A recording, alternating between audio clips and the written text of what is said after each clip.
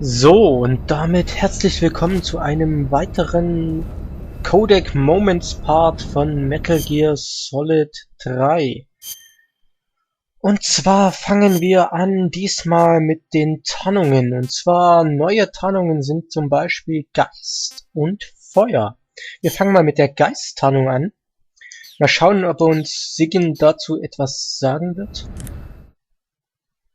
Deshalb probieren wir erstmal den Sigyn aus. So, Sigyn, sag was. That's some bizarre camo you got on, Snake. It's spirit camo. I think it was a gift from the Sorrow. The Sorrow? But he's been... Man, I don't even want to know. Anyway, that camouflage seems to have some kind of special power. When you're wearing it and grab an enemy using CQC, you can drain stamina out of the enemy while choking it, and you won't make a sound when you move around. Sounds good. Tell me the truth, did you really get that from the Sorrow? Yeah. Hell, the Major says he's been abducted by a UFO, so why not? What? Was? Okay, er glaubt mir also anscheinend nicht. Ja, und das mit dem UFO kommt mir auch bekannt vor aus Metal Gear Solid 4. Aber egal, wir machen weiter mit der Feuertarnung. Die ist, glaube ich, noch neu. Mal schauen, ob Sigyn dazu was sagt. Die haben wir von The Fury. Snake, what's that you're wearing now? It's fire camouflage. The Fury had it on him. That camouflage seems to have fire-resistant properties. When you wear it, you'll only take half damage from flames and explosions. You won't ever get burned, either. Sounds like something the Fury would use, alright. Okay, das war jetzt sehr kurz und knapp. Mal schauen, was haben wir denn noch? Ich glaube, an Uniformen war jetzt nichts Neues dabei. Also den beiden Sachen. Doch, der Schleichanzug. Wir haben ja noch den Schleichanzug. Mal schauen, ob Sigyn dazu was sagt. Sieht ähnlich aus wie der von The Boss. Deshalb bin ich jetzt sehr gespannt, was er dazu sagt. Those are some funky clothes you're wearing. Yeah. It's called a sneaking suit.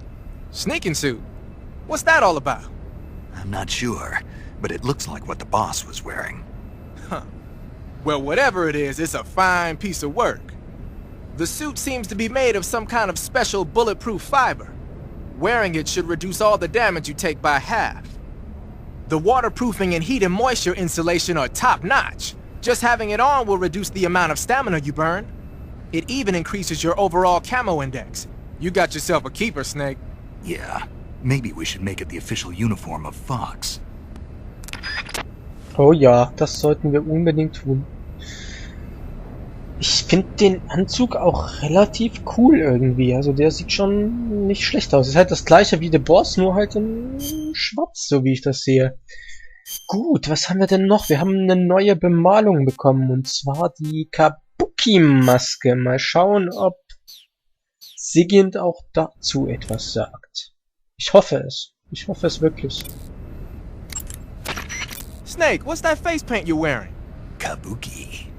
Kabuki? Right.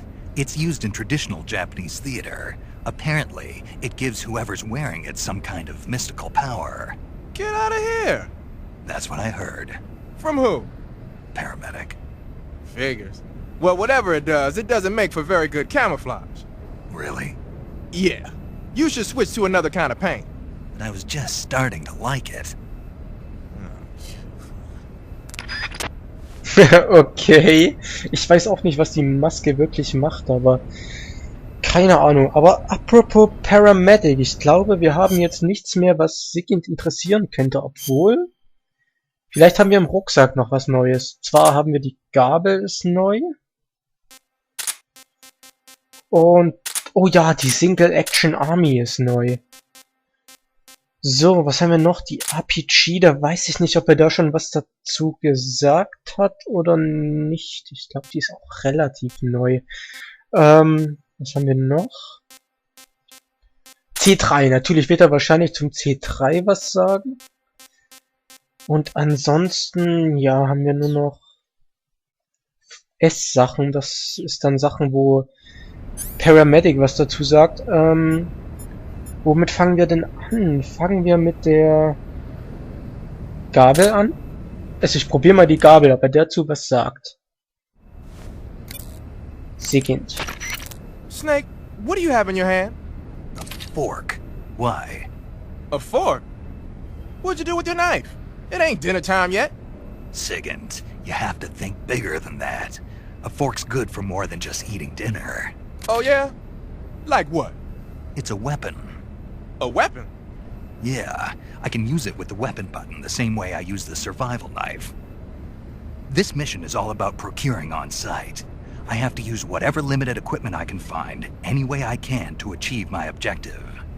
So I have to make the most out of every item by adapting them to different situations.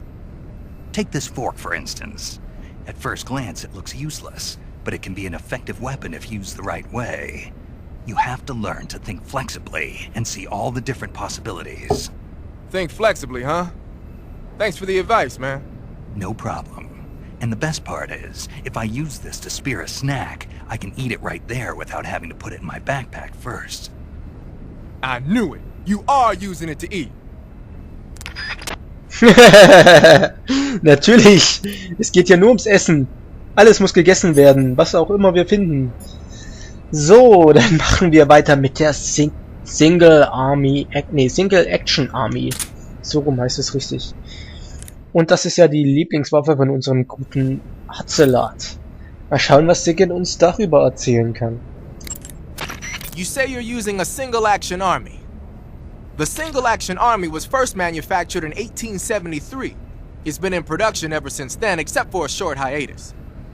People started calling it the single action army after the army adopted it as their official sidearm in 1875. It's also sometimes called the Peacemaker, owing to the fact that a lot of sheriffs used it to keep law and order in the Old West. There are a lot of different models. The one you've got is probably the black powder model. The single-action army uses 45 long Colt rounds. It's powerful enough to fire a 255-grain bullet at an initial velocity of 800 feet per second. The muzzle energy is almost 10% higher than the 45 ACP bullets the M1911A1 uses. You want stopping power? You got it. The only thing is, it takes a while to reload. This is a gun with history. You can do all sorts of tricks with it. Why don't you practice with it for a while? Go into first-person view and use the right stick. Okay, so, hier hatten wir wahrscheinlich ein kleines Übersetzungsproblem. Anscheinend wurde die Hälfte des Textes nicht wirklich übersetzt. Sehr witzig, kann ich nichts dafür, aber ist auch sehr genial. Okay, ich hoffe, ihr versteht Englisch genug, damit ihr da ein bisschen was mitbekommen habt. Ansonsten tut's mir leider leid. Wir machen mit der RPG weiter. Ich hoffe, dazu sagt er auch etwas. Der gute Sigint. You're using an RPG-7, huh? The RPG-7 is a state-of-the-art, portable anti-tank weapon developed as the successor to the RPG-2. It first saw active deployment in 1962, year before last. Actually, maybe portable is not the right word. The launcher and the grenade together weigh over 20 pounds. It's not something you can use on the move. When you equip it, make sure you use first-person view to aim. Got it. You can fire it as soon as you're in position, but if you use the aim button to look through the scope, you should be able to get a pretty accurate shot.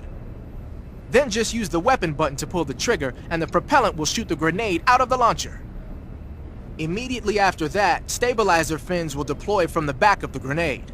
After it travels about 35 feet, the rocket fuel inside the grenade will ignite, accelerating the grenade towards its target. Even if it doesn't hit the target, the safety mechanism will kick in and cause it to self-destruct when it exceeds the target range or after a few seconds of flight. The warhead is made of the plastic explosive heat. It's capable of penetrating up to 13 inches of armor. That should be enough to shoot down a heavily armored attack chopper. Oh, one more thing. The rocket fires when the grenade first starts its descent, so don't try to fire it real close to the ground. So you can't use it from a lying position.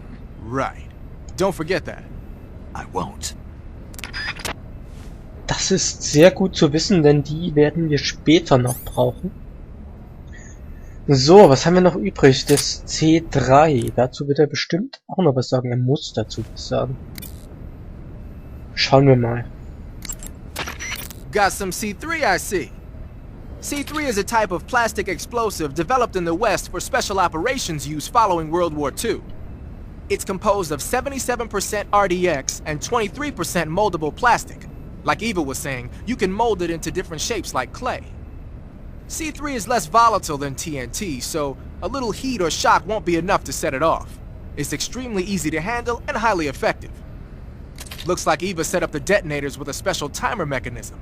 Yeah, she made it so that when the timer hits 0, all 4 charges will detonate at the same time. Did she now?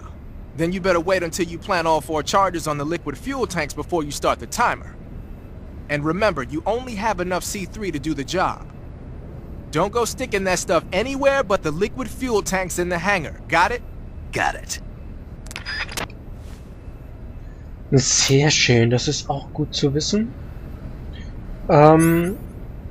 Ich glaube, für Sigint haben wir nichts mehr wirklich. Ich gucke nochmal mal ganz kurz in den Rucksack. Auf die andere Seite bei Objekte. Ja, obwohl wir haben noch das Pendazemin. Und die Kamera. Zu den Kartons wird er wahrscheinlich nichts sagen, außer das, was wir schon mal hatten. Zu den Schlüsseln wahrscheinlich auch nichts. Also ich denke mal, er wird nur noch was zu dem Pendazemin sagen, deshalb werden wir das Pendazemin ausrüsten und kurz testen, was er dazu sagt. Und dann würde ich sagen, machen wir mit Paramedic weiter. What you got there, Snake? Some kind of drug. The label says pentazamine. Pentazamine? What the hell is that? Beats me. Let's ask Paramedic. Yo, Paramedic! Yeah? You ever heard of a drug called pentazamine? Yeah, it's an anti-anxiety drug related to benzodiazepine. It's a minor tranquilizer used to treat things like depression, autonomic ataxia, and aporioneurosis and things like that. Besides its calming and antidepressant properties, it's also known for its anti-convulsant effect. Anti-convulsant effect? Yeah. So in other words, it can help keep your hands from shaking. Yeah, I guess so. This could be useful. What are you talking about? Nothing. I just thought that if I took this drug when I used a sniper rifle, it'd help make my aim steadier. Oh, I see. That's an interesting idea. I think it might work. Give it a try. Wir werden es ausprobieren. So, jetzt sind wir mit dem ganzen Zeug fertig. Jetzt würde ich mal sagen, probieren wir nochmal Paramedic für das neue Essen, was wir gefunden haben. Vielleicht sagt sie dazu noch was. Wir probieren es einfach mal aus. Paramedic. I see you've caught a tree frog. The tree frog is a green frog that's found throughout Asia. It's arboreal, spending most of its time in shrubs and bushes. Use the tranquilizer gun to catch one alive. I bet you could scare an enemy good if you toss one at him. But the tree frogs that live in that jungle are a lot bigger than ordinary tree frogs. They've got an appetite, huh?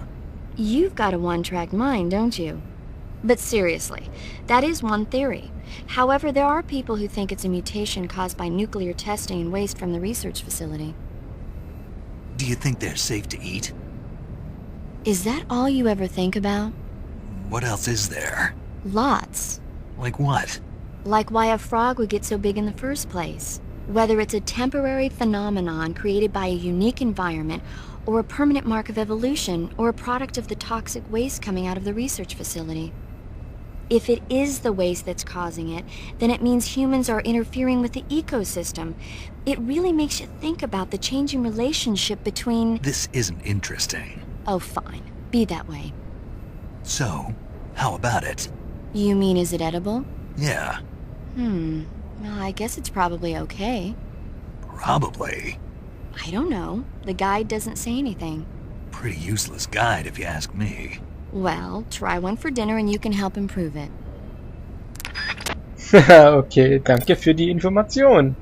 Wir werden es natürlich irgendwann essen, denke ich mal. Probieren wir weiter, ob sie noch mehr zu uns sagen hat, die gute Paramedic. When you're bitten by a venomous animal such as a snake or a spider, or hit by a poisoned arrow, the poison will start to affect your body.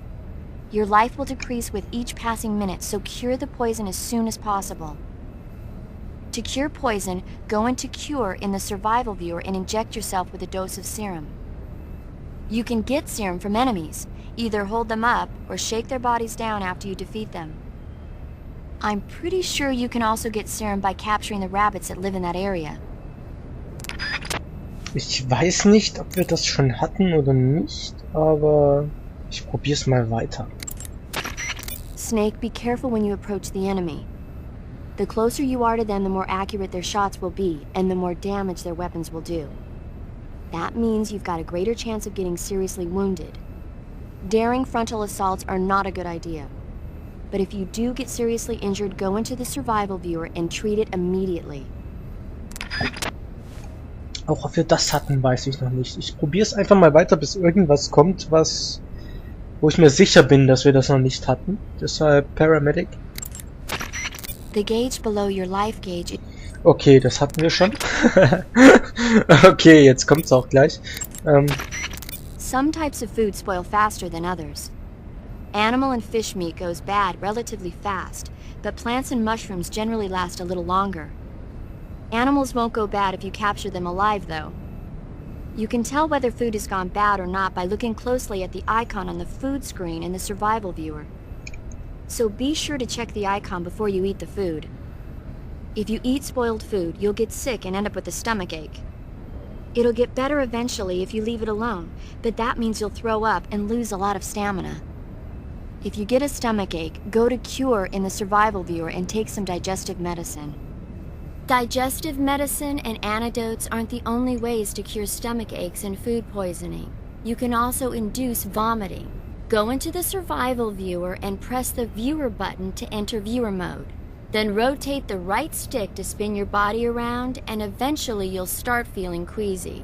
When you get dizzy enough, exit the survival viewer and you'll throw up. That should get rid of any stomach ache and food poisoning you have. Give it a try. Okay, das war sehr ekelhaft, aber schön, dass sie das erwähnt hat, vor allem jetzt, weil das wäre vorher noch sehr nützlich gewesen, das mit dem Übergeben. Ich weiß nicht, ob ich das erwähnt hatte im Gefängnis, aber das ist auch, glaube ich, eine Möglichkeit, irgendwie die Zelle aufzubekommen. Egal, es war sehr ekelhaft und mir reicht es jetzt auch, deshalb werde ich erstmal abspeichern, bevor wir uns jetzt in die nächste Area begeben, und wir sehen uns gleich im richtigen Game wieder. Alles klar, ich speichere jetzt mal schnell ab. Halt. Falscher Knopf. Und ich speichere jetzt mal schnell ab und dann sehen wir uns gleich wieder. Do you want to save?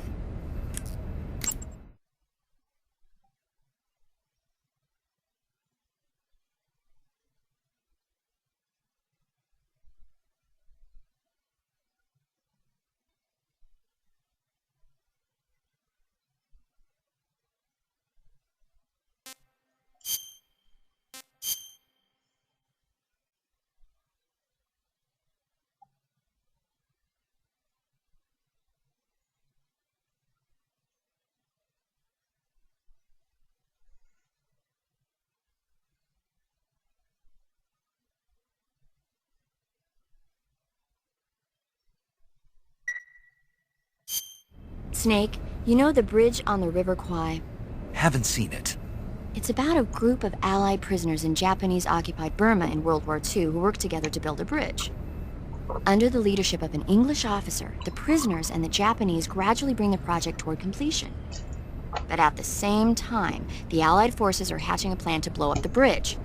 War and futility go hand in hand. I suppose so. I didn't think you were the type to go for war movies, though. Actually, this guy invited me to go see it with him. A date? I guess you could call it that. Still, you just don't seem like the type. Well, he seemed to like war movies. He was a Navy boy. I was still an intern back then. They brought him in with a broken leg. He said, when I'm all healed up, will you go see a movie with me to celebrate? If it's okay. He was so shy. Where is he now? With the 7th Fleet. I see.